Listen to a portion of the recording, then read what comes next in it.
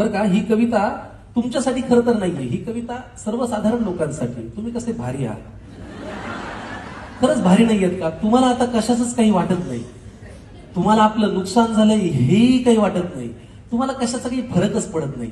ह्या कवितेमध्ये बरं का एक कुटुंब मला भेटलंय. आता ते कुटुंब, त्या कुटुंबातले जे आजोबा आहेत ना, ते त्यांचं दुःख सांगतायत. काय दुःख आहे ते ऐकून घ्या, बघा तुम्हाला आवडतंय का आणि समजून घेता येतंय का. की सगळ्यांचेच चेहरे पडलेलं एक कुटुंब मला भेटलं, सगळ्यांचेच चेहरे पडलेलं एक कुटुंब मला भेटलं, खात्या पित्या घरचं तरी दुःखीच मला वाटलं. सगळ्यांचे चेहरे पडलेलं एक कुटुंब मला भेटलं, खात्या पित्या घरचं तरी दुःखी मला वाटलं. माणुसकीच्या नात्याने माझं मन भरून आलं, मीच जवळ जाऊन म्हणलं का हो काय झालं. माणुसकीच्या नात्याने माझं मन भरून आलं, मीच जवळ जाऊन म्हणलं का हो काय झालं. तुमच्यापैकी कुणाला काही झालंय का, तिन्ही सांजेला असे बसल्यात कुणी गेलंय का. कुटुंब प्रमुख आजोबा उठले सोडत मोठा उसासा, डोळे तांबडे लाल बहुतेक रडले होते डसाडसा.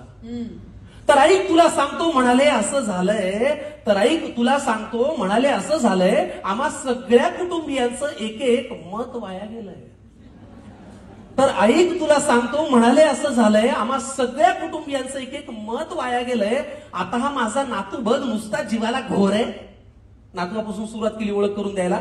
आता हा माझा नातू बघ नुसता जीवाला घोर आहे, सभेला जायचं घोषणा द्यायच्या याला फारच जोर आहे. बरं एवढं करून मतही दिलं तरी याचं भागलं नाही, पण याच्या नेत्याचं इंजिन आजवर सत्तेच्या स्टेशनात लागलं नाही. वा. मग ती सभा, ती गर्दी, तो आवाज, त्या घोषणा, त्याचं पुढे काय झालं. मग ती सभा, ती गर्दी, तो आवाज, त्या घोषणा, त्याचं पुढे काय झालं. आणि असं करत याचं मत 3-4 वेळा वाया गेलं. आता या माझ्या दुसऱ्या नातवाची आणि त्याच्या नेत्याची सेम टू सेम लाईफ आहे. दुसऱ्या नातवाकडे आले बरं का. आता या माझ्या दुसऱ्या नातवाची आणि त्याच्या नेत्याची सेम टू सेम लाईफ आहे. ना करियर में ग्रोथ है ना जिंदगी में वाईफ है. आता या माझ्या दुसऱ्या नातवाची आणि त्याच्या नेत्याची सेम टू सेम लाईफ आहे. ना करियर में ग्रोथ है ना जिंदगी में वाईफ है. अरे बाबा, वारशाने फक्त पैसा येतो, कर्तृत्व कुणी आणत नाही. अरे बाबा, वारशाने फक्त पैसा येतो, कर्तृत्व कुणी आणत नाही. भारतभर चालून तुझी पावलं दमली पण हात काही चालत नाही.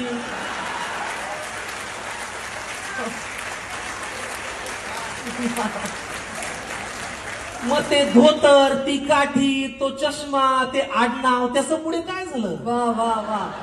मग ते धोतर, ती काठी, तो चष्मा, ते आडनाव, त्याचं पुढे काय झालं. आणि असं करत याचंही मत बरीच वर्ष वाया गेलं.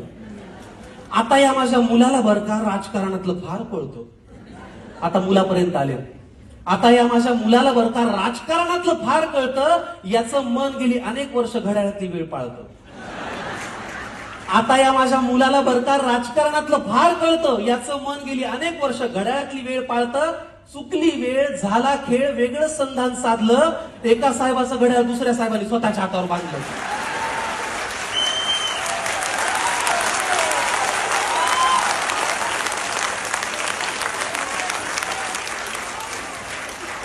चुकली वेळ, झाला खेळ, वेगळं संधान साधलं. एका साहेबाचं घड्याळ दुसऱ्या साहेबांनी स्वतःच्या हातावर बांधलं. मग नवा साहेब घड्याळ तेच पुन्हा वेळ पाळू का. नवा साहेब घड्याळ तेच पुन्हा वेळ पाळू का. का जुन्या साहेबासोबत राहून तुतारीतून आवाज काढू का.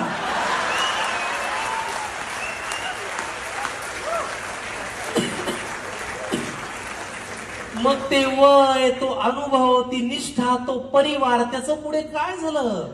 असं करत या माझ्या मुलाचं मत मात्र वाया गेलं. आता ही माझी सून अस्मिता तशी धाडसीच म्हणायची. काय नाव काय. अस्मिता. सुनेपर्यंत आले दादा.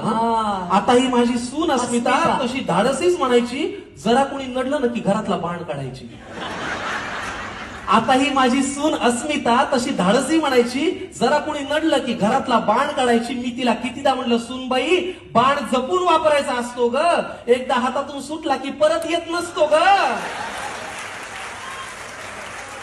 मी तिला कितीदा म्हणलं, सुनबाई बाण जपून वापरायचा असतो ग, एकदा हातातून सुटला की परत येत नसतो ग. मग जी मनातही नव्हती ती भीती खरी झाली. अहो, जिथे शब्दांनी आग लागायची तिथे हातात मशाल आली. वा वा. मग तो बाण, तो बाणा, ते कडवट, ते सैनिक यांच्यात असं काय झालं? पण असं करत या माझ्या सुनेचं मत मात्र वाया गेलं.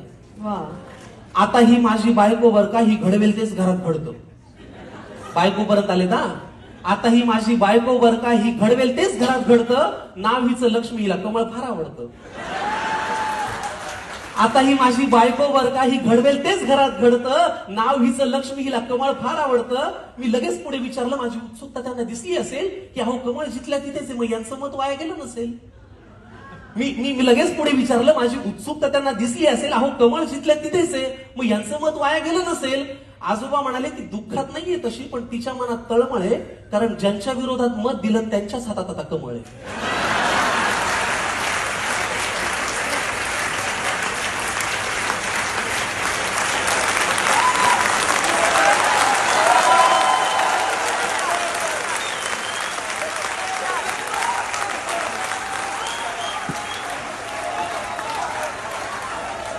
अहो मग ते विरोधक, हे सत्ताधारी, हे प्रामाणिक, ते बाजारी, यांच्यात असं काय झालं?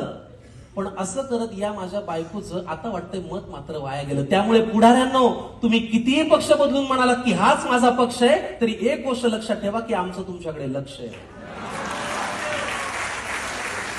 तुम्ही कितीही पक्ष बदलून म्हणालात की हाच माझा पक्ष आहे, तरी एक गोष्ट लक्षात ठेवा की आमचं तुमच्याकडे लक्ष आहे.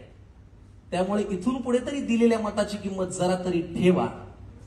इथून पुढे तरी दिलेल्या एका एका मताची किंमत जरा तरी ठेवा आणि मतदारांना मतदार करा आणि लोकशाही जिवंत ठेवा. वा वा.